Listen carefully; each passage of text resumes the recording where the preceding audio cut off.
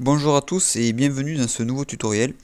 Aujourd'hui nous allons voir comment s'inscrire sur Binance, comment vérifier son adresse ainsi que son identité et pour terminer comment sécuriser son compte avec le Google Double Authentificator. Donc Binance, pour ceux qui ne le savent pas, c'est une plateforme très utilisée pour acheter et vendre de la crypto-monnaie et pour transférer de la crypto-monnaie. Par contre l'achat et le transfert, ça sera l'objet d'une prochaine vidéo en fait. On va juste configurer le compte aujourd'hui. Donc on tape Binance dans Google, voilà, on trouve sur le premier lien direct. Et là on va cliquer sur s'inscrire.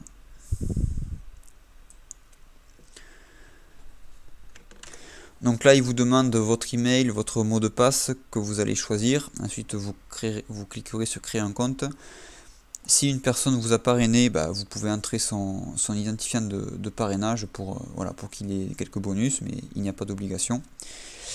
Et une fois que vous aurez entré votre adresse mail, vous irez vérifier votre email et vous confirmerez l'existence de votre mail et ça sera terminé. Donc moi, vu que j'ai déjà fait tout ça, je vais simplement me connecter.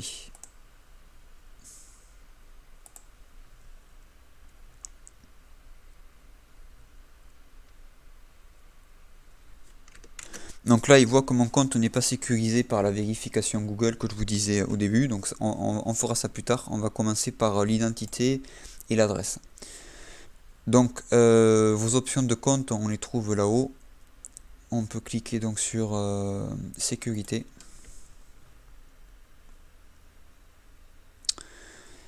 Et là, on va aller dans vérification de l'identité.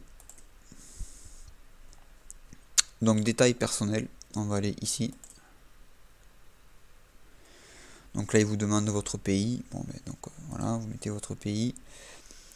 Voilà, ensuite donc date de naissance, adresse de résidence. Donc ici la date de naissance c'est l'année, le mois et le jour. Voilà, c'est le système américain. On clique sur envoyer et continuer.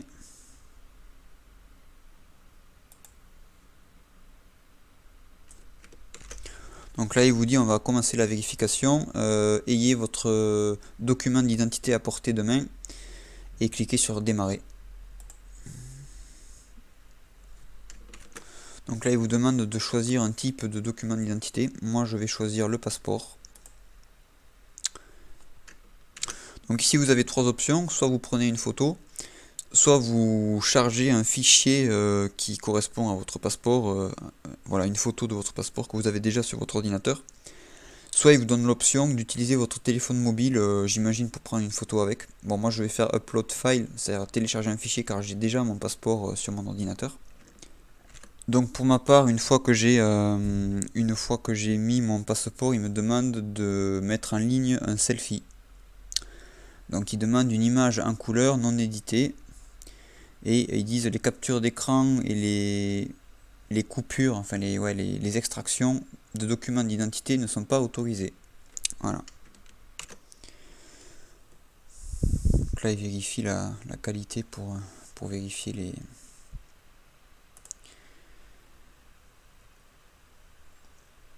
les documents.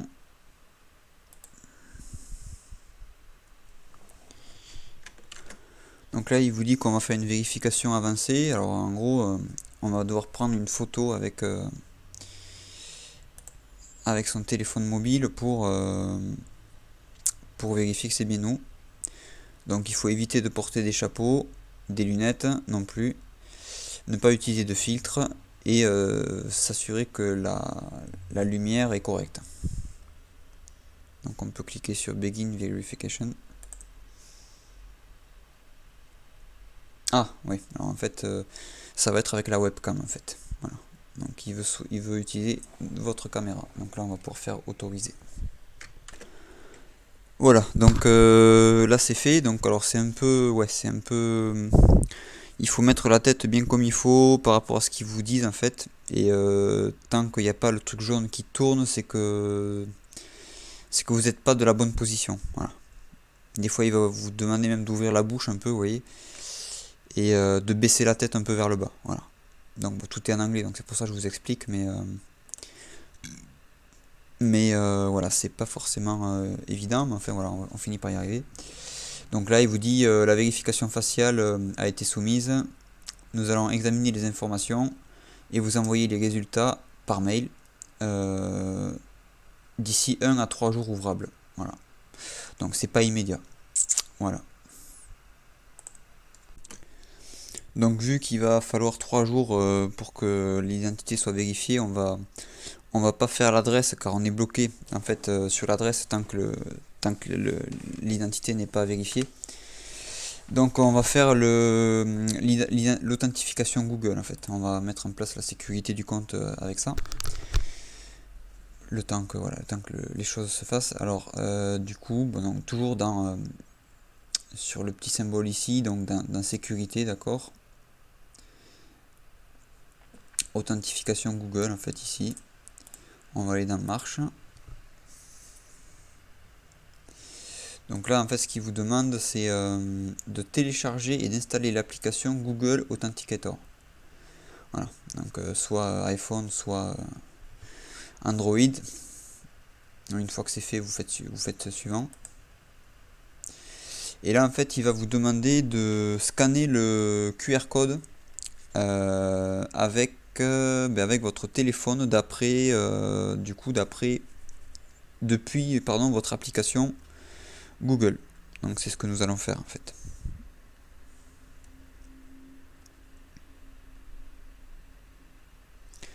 Donc sur votre téléphone, quand vous ouvrez le Google Authenticator, en bas à droite vous avez un petit plus en couleur. Donc vous cliquez dessus et là il vous demande, enfin vous avez l'option scanner un code QR. Donc vous faites ça.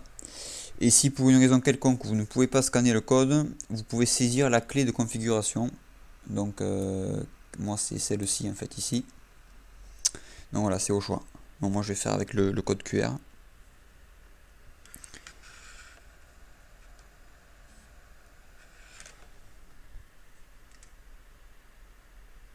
Voilà.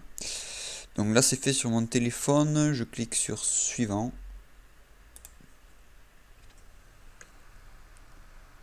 Voilà, donc là il vous demande de conserver cette clé sur papier en fait. Elle vous permet de récupérer le Google Authenticator en cas de perte du téléphone. Voilà.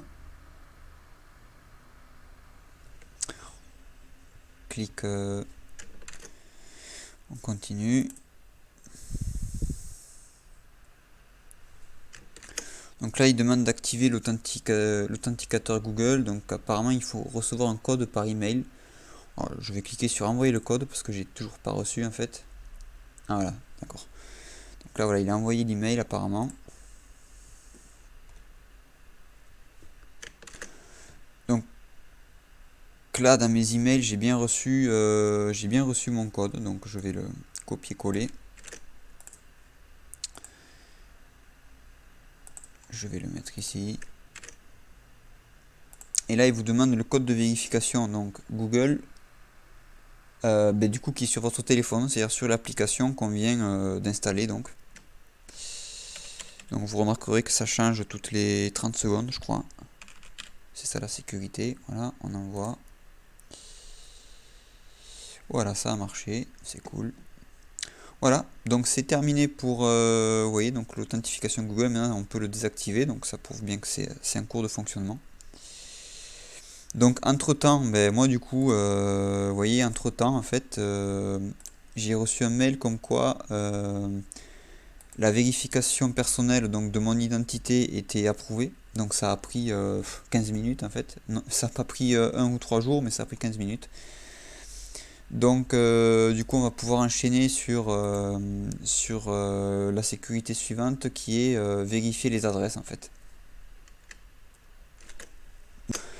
Donc maintenant ce qu'on va faire du coup c'est terminer avec la vérification de l'adresse en fait. Alors on va aller donc toujours dans le petit symbole de votre espace personnel là-haut. On va aller dans identification. Et là, donc détail personnel, on voit que c'est vérifié. Vérification de l'adresse en fait. On va dans vérifier. Donc là, il vous demande votre pays, votre région, enfin non, juste le pays en fait, votre ville, votre code postal, votre adresse et la preuve de résidence, bon, justificatif de domicile en fait. Ça doit être soit un relevé bancaire, soit une facture eau, électricité, internet, etc. Voilà. Donc là, il vous dit sélectionner un fichier. Donc vous sélectionnez une photo de votre justificatif de domicile et puis ensuite on fera la suite. Bon, du coup, moi je vais mettre mon loyer, du coup, ma quittance de loyer. Bon, ensuite on clique sur commencer la vérification.